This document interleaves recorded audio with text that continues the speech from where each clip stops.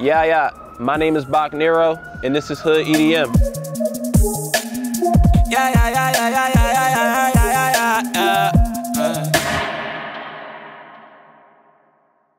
So this is Small Van Pelt. This is where I grew up at. The neighborhood was so small that you knew everybody on the blocks. Everybody was family, you know what I mean? I know you. You lived on this block. Yeah, my brother but Brian. You used to run around on 21st and Dawson. Yeah. This is where my house used to be. This was my grandfather's house. He actually used his military money to pay for the house for the families. It was beautiful, man. We had like cobblestones. It was like reds, browns. This was the first place that I called home. This was my first sense of community. Every other place that I lived didn't mean as much. The house ended up catching on fire. We was trying to turn on the block, but they wouldn't let us turn. So my mom came to the end of the block and she was like, we gotta figure some stuff out. If I was listening to Jay-Z, Hov was talking about selling drugs, my brother lived and died by that. My mom was playing like the slow jams, Donnell Jones. She was listening to like Yolanda Adams and Mary J. Blige. I remember specifically only knowing a 3 or 4 block radius outside of my immediate area. What the fuck else is out there? And that's what kind of made me want to like travel. I was with my man Tony, Terrell, and Ray. Tony was just like, yo, I'm thinking about driving down to Tampa. At the time, I ain't never do nothing like that. Mind you, I'm 17. So we ended up driving from Philly to Tampa. Probably took us about a day and a half, but we got down there and that was the first time I seen palm trees, completely different type people. I seen people that was hood, but it was more like tropical. Like we was on like rough blocks, rough neighborhoods, but it was like way bigger. That was my first experience in another place, like just traveling far.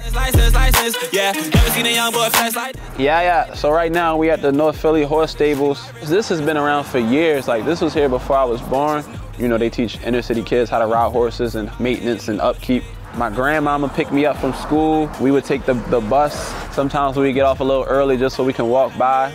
You know, this was like a getaway, even though it's still in the hood. It was somewhere to come to take your mind off of things that you was going through and see something different. It just adds like a little juxtaposition to reality. There's a random stable in the hood that don't make sense. Nothing about it should make sense. HoodEDM shouldn't exist, but it does. And the fact that it does, that's what makes it so beautiful. So right now we up northeast in the Frankfurt area. We about to head to my brother barbershop and we get a little cut. Hell no. Listen, I heard some boys tell me one day that your brother hot. I said, what? My brother don't rap. Cause like I was always shy growing up. So it was like when I started rapping, you know, that kind of caught everybody off guard.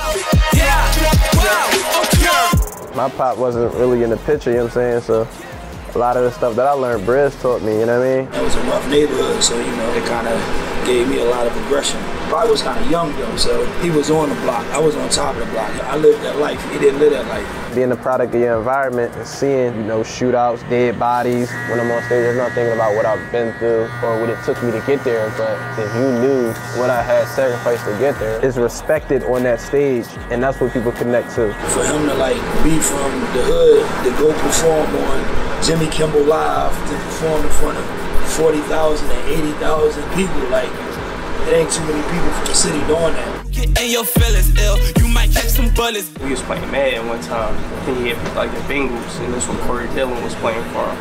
And he was like, just because I got drugs don't mean I'm Dylan. I'm like, yo, that show was hot. It's different. You don't see this coming out of Philly. And it's tied into hip hop, and then when he bringing, you know, the HoodEDM over here, it's like, man, we got best of both worlds. I like stuff like that, you know what I'm saying? I like to see like the hood have fun. It's like hard for hood people to have fun. And I think that, you know, the HoodEDM is bringing that. I like it. I like where it's going. Right now we on the Deuce, 52nd Street. If you from West Philly or you ever hear somebody talk about West Philly, they always gonna mention the Deuce. It's a hustle culture. Like you'll see all the Muslim brothers and sisters out here. They got out stands, they selling stuff. I moved here when I was like 15. I could definitely tell you I was listening to like State Prop, Beanie Siegel, all the Philly dudes, like all the underground rappers and shit. This is where I got like a lot of my aggressive lyrics and just that attitude. I would take an hour-and-a-half ride to go to school. I feel like that played a big part in my work ethic, man, because I used to do that every day and it was normal. The grind that I have now is just normal to me and people might look at it crazy. I don't think about it twice. Would you consider your music to be a cross between EDM and hip hop? I feel like it is, and like I don't have to try to do it. I encourage people to travel and just get out and see things besides what we used to. I feel like it changes your mindset. It changes your life. And in my city of Philadelphia, we listen to street rap, but in the favelas in Brazil, which is like way more hood than our hood, they listen to like soca, ballet funk, and just stuff with that do.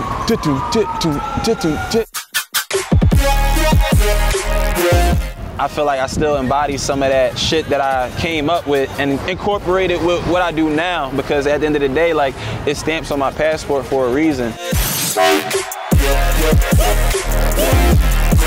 My nephew just got selected to play in a very important game, so I'm about to go check out, see where he at. I was doing the same thing around the same age, so I feel like I'm looking at myself out there in a way. So music has a positive impact on me.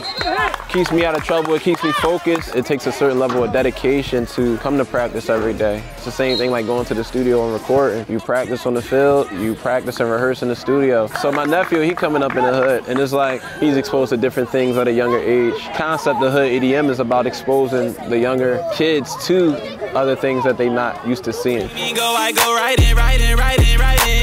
We at Max's Cheesesteaks. We on Erie Avenue. It's an iconic place, man. No matter where I lived at in this city, like, I always knew Max's had the best cheesesteaks. This is Philly. That's Philly for you. You get a random bike show. See, they got the Kevin Hart mural on the side. He actually grew up not too far from here. Kevin Hart is just proof that no matter where you come from, you can make it out of here. It's a lot of gentrification and redeveloping in the city, but this area hasn't been touched yet. For him to be like the biggest comedian in the world right now should tell you something. So right now we at the TLA on South Street. Not only is this the first venue that I played, I feel like this is where I got my idea of what an EDM show is supposed to look like. So I was in a group called Blind Gang. We was hanging up flyers and telling our friends to tell a friend. Word just got around and sold that bitch out. Like Skrillex, Steve, Borgore, Feed Me, Zed's Dad, like all them dudes play here. So when I'm overseas and I spit a bar and I see somebody like kind of connect to it in a way that I would want them to, it makes me feel crazy because I want to know like their background, like what made them connect to me being a kid in Philly growing up, running from the cops and doing certain shit. What in your upbringing was similar to mine? When they respond in a certain way, it's like, oh shit, like where you from again? Like, it's always a wild thing, man. It's always a wild thing. Well, music is a way for me to express myself. You know, I grew up like real shy and humble, and that's what Bok Nero is. I feel like what I'm doing has never been done, and can't nobody tell me the right way to do it.